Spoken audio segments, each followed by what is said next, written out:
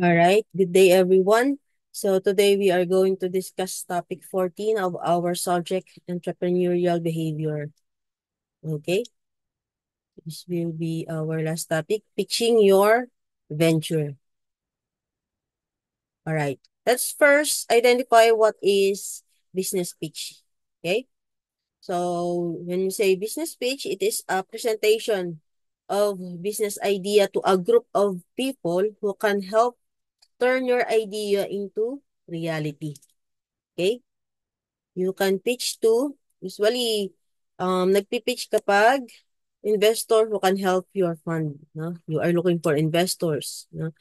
You are looking for potential customers who will pay for your product or service. No? Another is advocates who will support your idea. No? Okay, we have five types of business pitch. No? Course, the investor speech, sales pitch, job speech, product pitch, and pitching in the workplace. So let's identify the difference between these five types of pitch. Okay, let's proceed first with investor pitch. Okay, so in this type of business pitch, no, you are going to present a persuasive presentation or pitch deck. They also call this pitch deck to a group of people, potential business partners or investors. No, an investor's business pitch should typically last for 45 minutes, no? The best practice of this type of pitch is 20 to 30 minutes presentation and then followed by discussion or Q&A afterward. Okay? So, another type is sales pitch, no? So, the goal of sales pitch is to answer the question, what is in it for me, no? For the lens of the potential customers. So the best and the most effective salesperson can make the sales pitch in as short as 1 minute lang, no? So also it is also known elevator pitch. When you say elevator pitch, this idea is usually ang example nito ganito, no? So to illustrate, kaya tinawag sa elevator speech. So, sa elevator, di ba, usually 1 minute lang makakasama mo yung mga tao doon. Tapos, they will go to their different floors na kung saan they are going to. So, sa elevator pitch, from the ground floor, so, for example, na-meet mo yung boss or yung pinaka-investors, no? In that 1 minute, nakakausap mo siya. How are you going to introduce your business? How are you going to entice him or her na mag-invest doon sa business mo? Kaya tinawag siya yung elevator pitch na 30 to 60 seconds. Just 1 minute lang yan, no? So, sa sales pitch, in this format, the short sales pitch should include four key components, no? First is your unique product name and category. Okay? So, sa sales pitch, of course, sa sales pitch, ano yan eh. Yung, unlike dun sa investor's pitch, no? You are encouraging those investors na mag-invest, na mag-put up ng pera nila dun sa business mo. Sa sales pitch naman, ang goal mo is to let the customers buy your product, no? So, of course, kasama dito yung uniqueness of your product. Bakit ba nila bibilihin yun? Ano ba yung specific problem you are trying to solve? No? The innovative solution you offer. Okay? The unique selling point to benefit your solution. Okay. So, next type is product pitch. Pinagkaiba ng product pitch sa sales pitch. Medyo kahawig sila, di ba? So, similar to sales pitch, however, the spotlight should be the product and the solution itself, no? So, ang focus ng product pitch, focus lang siya mismo doon sa product, no? Yung pinaka-solution. So, I have here an example. A sales pitch of an email automation software will highlight one or two of its benefits. Now, meanwhile, the product pitch of the same automation software will focus more on features no? How it works and how it can integrate the software into existing setup. So, sa product pitch naman, no? So, they focus sa features, sa benefits, how are you going to use that product. Yan yung product pitch, no? So, pero same sila ng goal ng sales pitch na makabenta, na entice the customers to buy their product. Okay? Sige. Another type of business pitch is product. So, ito, ang aim ng product pitch, the continuation product pitch, no? Explain your product or offering clearly and concisely, no? Identify and address the target audience and the industry your product support, no? Specify the problem in aforementioned phases and how your solution can solve it. No? Provide a realistic sample of your solution in action. So, ito yung mga aim ng product pitch. Make sure to use accurate facts backed up by relevant and recent data. Okay. Proceed tayo sa next, job pitch. So, usually ito when you are applying for a job, no? For an internship, or you're wondering how you can stand out of the crowd consistent of your peers from the qualified applicants, consider yourself to a prospective employer. So ibig sabihin, job pitch, you are introducing yourself to the company in order for them to hire you, no?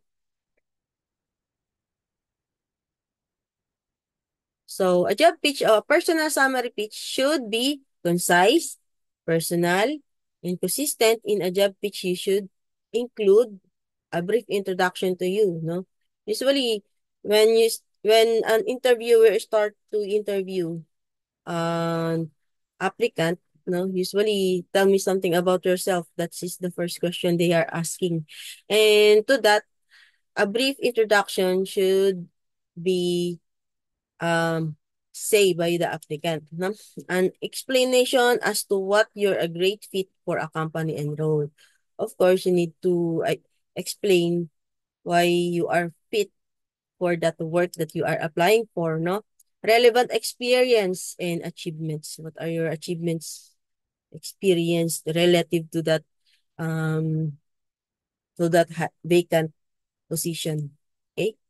Your goals and careers aspiration. So, yan job pitch. Okay? So, ito yung last. Workplace pitching. So, do you have an idea or initiative that will help your colleagues or help boost the company profitability? Pitch it internally within your workplace to your team or boss. No? So, usually it is internal. No? Example, you can pitch a remote first culture for the first 4 work week to your HR and the rest of the leadership. So usually when you say workplace pitching, no, that you are proposing an idea to your boss or to the head or to the management para mabago yung structure ng mabago yung merong mabago sa company. Na ito example, no, you are pitching for a 4-day instead of 6-day work, 5-day working, no. You are pitching a 4-day work week to your HR. Okay? So, another workplace pitch example, maybe you might want to propose a creation of a new role in a team, no, which can help advance your career and address a challenge in the organization at the same time. Anything na sinasuggest nyo sa mga management or sa manager, no, to advance or to improve yung workplace, that is a workplace pitching. Okay, sabi dito, to do this, simply create a pitch deck including your main points, of course, the benefits, the proposed next step to turn your idea into reality. Okay, let's proceed to the next topic, how to persuade your audience with your business pitch. No? As I told you, as I instruct you with your final output, you are going to present your business ideas. No? So here are the content. Okay. So first is understand what your audience wants from you. Okay. So it's standard advice across all faucet industry to know your audience. No, in attending a business pitch, of course you need to identify yung audience. Minsan may mga you are attending business pitch contest, no? So meaning to say most of the your audience should be students, professors, yan, judges, yan, ganyan. Pero when we say business pitch with the investors, of course your audience should be investors, no? And you should understand what they want from you. Okay? So identifying audience will help you the way you talk, no? The way you speak. Okay? So in our final output, so you are going to present to an investor. So example, I am your investor that time. I am going to invest in your company. So you are going to present a investor pitch. Okay?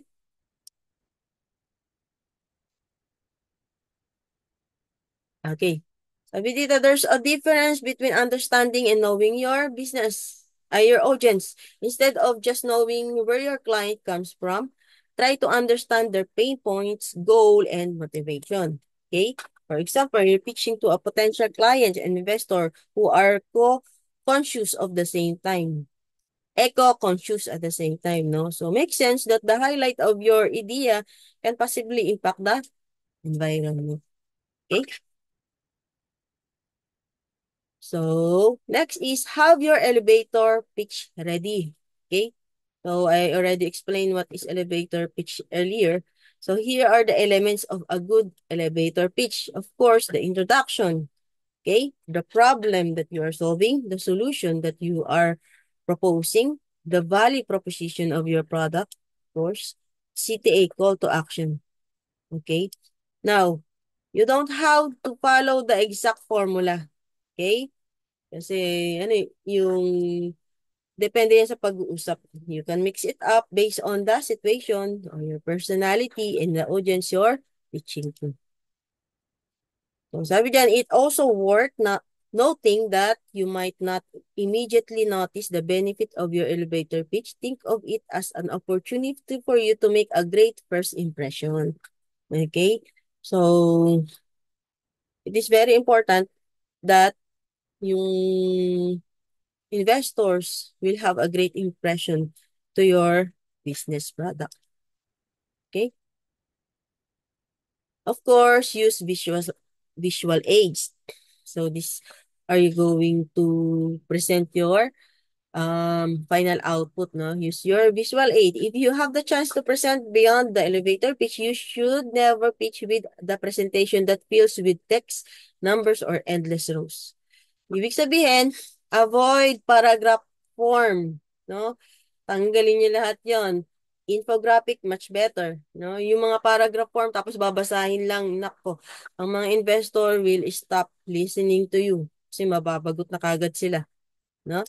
Make sure na lively ang yung presentation. When pitching an idea, product, or service, get your audience attention and support. By telling your story visually and adding a bit of creative, your PowerPoint slide. Of course, sabi nga nyo, bit of creative. So, may mga PowerPoint na hindi man lang gumagalaw. They don't use animation, transition, no? So, be creative enough in making your presentation, no? Kung mas magandang gumamit na ng transition, yung animation, much better. Okay? Okay. Another added benefit is that visual can elicit emotion. And emotion play an important role in decision making. Okay? That's the importance of visual aids. Consider incorporating business infographics. Ayan na nga, yung sinabi ko yung kanina. If you can do infographics, mas maganda. No? And to present a complex data or process the easy digestible format. No? Yung pag tinignan ng audience mo is hindi sila mababagot dun sa visual aids. Okay? So next is explain your business model clearly. Of course, one of the slide ipe-present in your final output should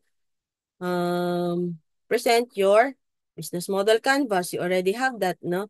Just make it more lively, more creative in terms of doing your visual aids, no? This is an example, no? Market opportunity. So this layout should be good in highlight main points. Of course, yung main points mo, highlight goods in, ayan, yung mga main points mo. So ito, quick description of your company, napaka-importante. Okay. So you need to discuss a quick description of your company. Next.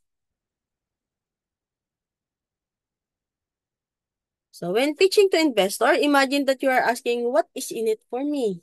Okay? After learning about your idea can help solve a problem.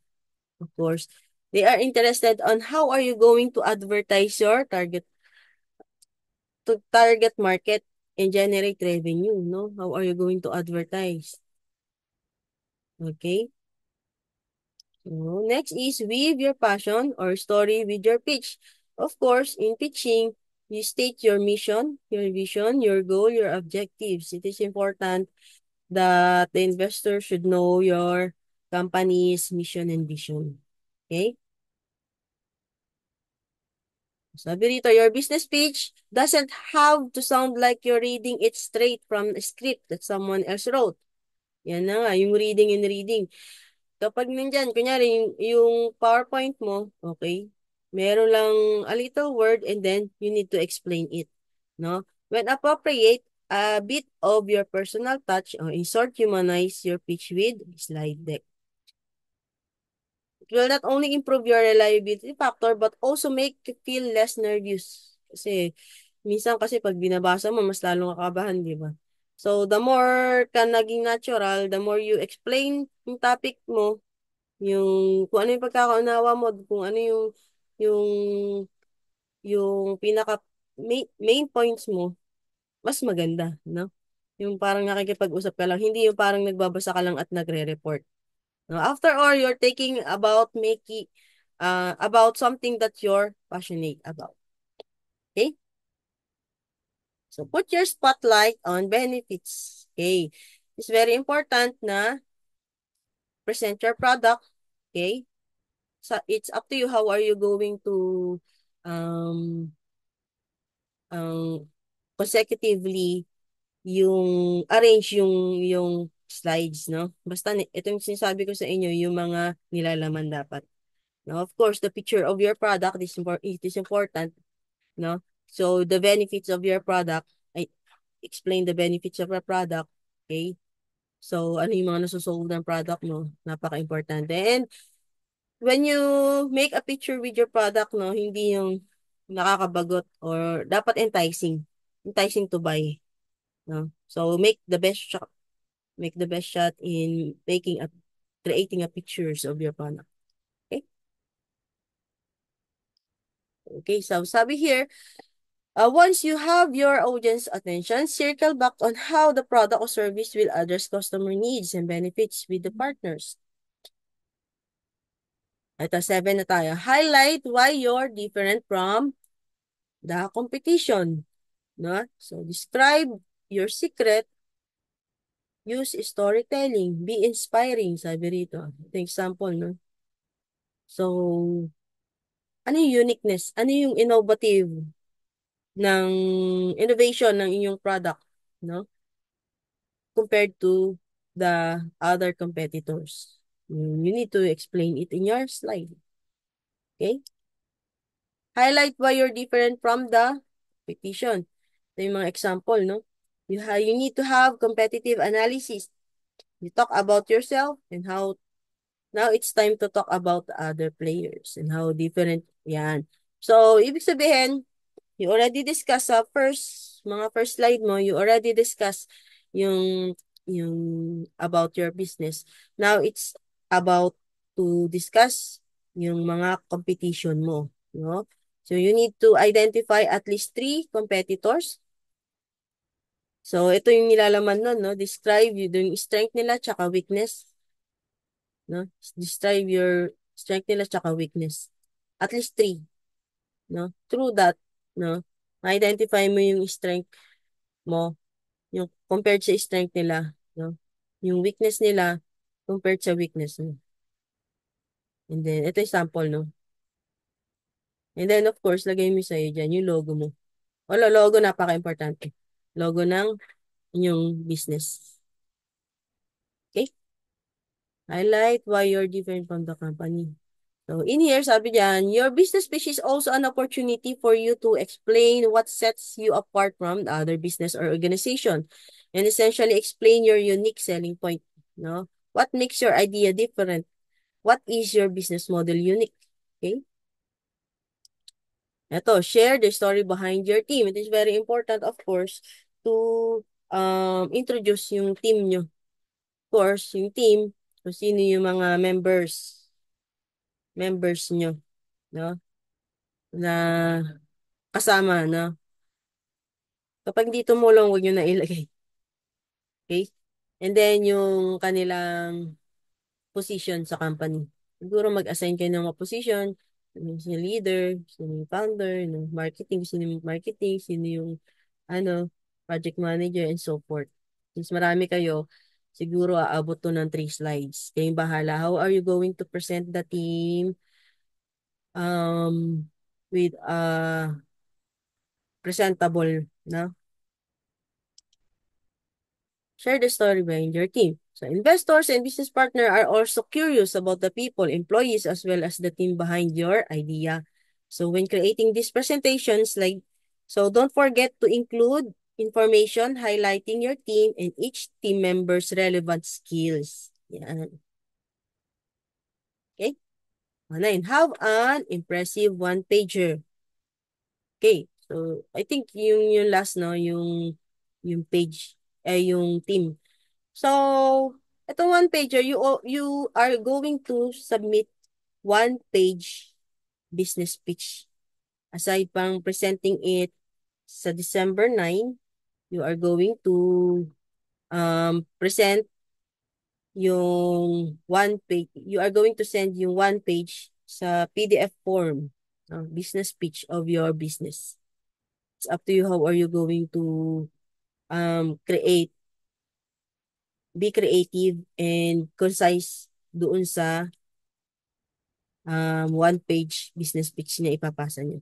As its name implies, no, one-pager is a one-page document outlining the business plan and mission. Think of it as a business brochure, para siyang brochure.